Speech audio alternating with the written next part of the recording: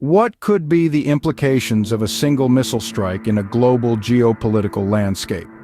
Let's delve into the recent events in Yemen, where the U.S. military has been conducting operations against Houthi rebels. Our story begins on Friday, January 12, 2024, when the U.S. and U.K. launched retaliatory strikes against Houthi rebel targets in Yemen. This action came in response to the rebels' attacks on commercial ships in key trade routes within the Red Sea.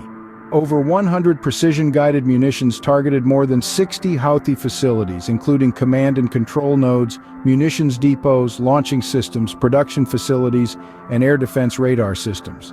The UK deployed 4 RAF Typhoon fighter jets armed with Paveway 4 guided bombs, while the US used the USS Florida, a nuclear-powered submarine armed with Tomahawk land attack missiles.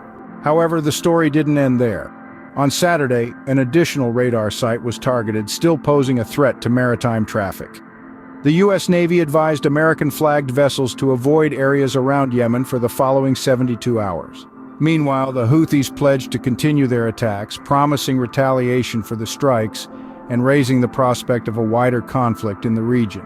By Sunday, the Pentagon confirmed that Defense Secretary Lloyd Austin had ordered the military action while he was recovering from surgery. The strikes had targeted weapons, radar, and targeting sites in remote mountain areas, and the extent of the damage, as well as the impact on Houthi capabilities, was still being assessed. Now, let's recap the key points of our story. The US and UK launched retaliatory strikes against the Houthi rebels in Yemen.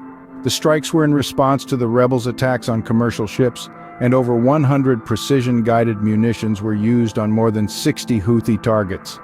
Despite the strikes, the Houthis have pledged to continue their attacks, raising the prospect of a wider conflict in the region.